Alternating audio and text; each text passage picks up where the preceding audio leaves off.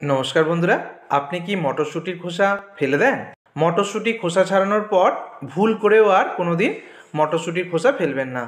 এই খোসা দিয়ে যে কত দুর্দান্ত রেসিপি বানানো যায় সেটা এই ভিডিওটা দেখলে তোমরা অবাক হয়ে যাবে। তো ভিডিওটা একদম শেষ পর্যন্ত তোমরা দেখতে থাকো। তো এখানে আমি মটরশুঁটির খোসা নিয়ে নিয়েছি।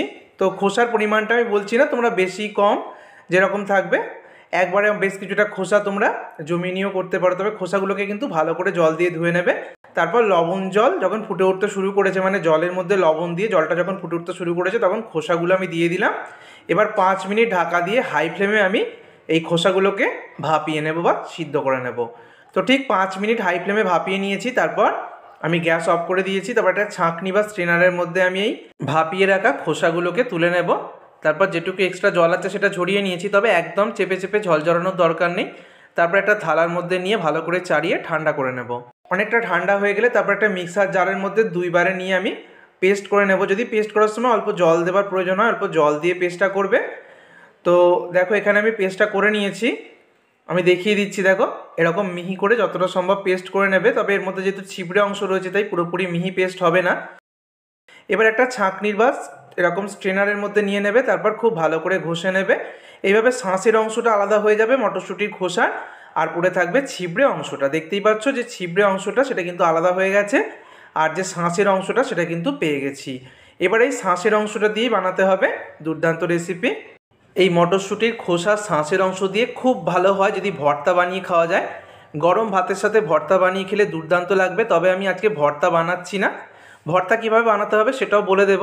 তো আমি যেটা করছি, একটা হাতা দিয়ে সম পরিমাণে আমি বেসন আর চালের গুঁড়ি নিয়ে নিচ্ছি। প্রথমে 1 চামচ করে দিয়েছিলাম, মানে 1 হাতা করে দিয়েছিলাম। পরে আরও 1 হাতা করে আমি সম পরিমাণে এখানে আমি বেসন আর চালের গুঁড়ি দিয়ে দিলাম।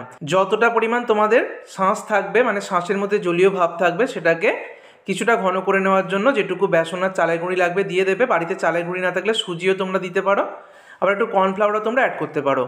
এবারে একটু পেঁয়াজ কুচি দিলাম, যারা পেঁয়াজ খাও না পেঁয়াজটা বাদ দিয়ে দেবে। ঝাল বুঝে কাঁচা লঙ্কা কুচি, তারপর এখানে থেঁতো করা আদা রসুন দিয়ে দিচ্ছি। আবারও বলছি, সম্পূর্ণ নিরামিষে তোমরা বানাতে পারো। আচ্ছা, এখানে ধনে পাতা কুচি দিয়ে দিলাম। এবার এই রেসিপিটাকে আরও সুন্দর করার জন্য, মানে স্বাদটা বাড়িয়ে নেওয়ার জন্য 1 প্যাকেট ম্যাগি মশলা দিয়ে দিচ্ছি। এবার অল্প হলুদের গুঁড়ো আর কাশ্মীরি লাল লঙ্কার গুঁড়ো দিয়ে দিলাম। এবার অল্প জিরে গুঁড়ো এখানে আমি অ্যাড করে দিয়েছি, চাইলে একটু ধনে গুঁড়ো দিতে পারো। তারপর গোলমরিচের গুঁড়োটা অবশ্যই দিতে হবে। আর এখানে আমি দিয়ে দিচ্ছি একটু চাট মশলা, যদি বাড়িতে আমচুর পাউডার থাকে একটু আমচুর পাউডার দিয়ে দেবে। স্বাদ মতো দিয়ে দিচ্ছি লবণ, লবণটা অবশ্যই বুঝে দিতে হবে। আর এখানে আমি 1 চামচ গরম তেল দিয়ে দিয়েছি, নর্মাল তেল দিলেও হবে। এখানে সাদা তেলের ব্যবহার করেছি, তোমরা সরষের তেলও দিতে পারো। এবার সব কিছুকে একসাথে খুব ভালো করে মেখে নেব। তো সব কিছুকে খুব ভালো করে একসাথে মেখে নিয়েছি। এবার দেখো আগে থেকেই তেল গরম হতে বসিয়ে দিয়েছিলাম, যেটা 1 চামচ আমি অলরেডি ব্যবহার করেছি। এবার এই তেলের মধ্যে পকোড়ার শেপে দিয়ে দেবো। তৈরি হচ্ছে মটরশুঁটির খোসা দিয়ে দুর্দান্ত স্বাদের পকোড়া। তো এই পকোড়াগুলো এতটাই টেস্টি হয় যে একদম মুচমুচে হবে আর গরম গরম দুর্দান্ত লাগবে। এইভাবে ফেলে দেওয়া মটরশুঁটির খোসা দিয়ে একবার পকোড়া বানিয়ে খেলে কিন্তু বারবার খেতে চাইবে। আর মটরশুঁটির খোসা দিয়ে যদি ভর্তা বানিয়ে খাও তাহলেও কিন্তু গরম ভাত দিয়ে দুর্দান্ত লাগবে। কড়াইতে সর্ষের তেল দিয়ে তার মধ্যে শুকনো লঙ্কা কালো জিরে ফোড়ন দিয়ে স্বাদ মতো লবণ হলুদ গুঁড়ো দিতে পারো, আর অবশ্যই একটু পেঁয়াজ কুচি রসুন কুচিও দিতে পারো। আর মটরশুঁটির খোসার শাঁসের অংশ দিয়ে কিন্তু বানিয়ে দিতে পারো দুর্দান্ত স্বাদের ভর্তা। তো এখানে দেখো একদম পকোড়াগুলো ভাজা হয়ে গেছে। প্রথম ব্যাচের পকোড়াগুলো দেখিয়ে দিচ্ছি কতটা ক্রিস্পি কুড়মুড়ে হয়েছে, দেখতেই পাচ্ছ। দুটো ব্যাচ আমার ভাজা হয়েছে, বাকি ব্যাচেরও পকোড়াগুলো ভেজে নেব। তার আগে আমি দেখিয়ে দিচ্ছি, দেখো একদম ক্রিস্পি কুড়মুড়ে হয়েছে।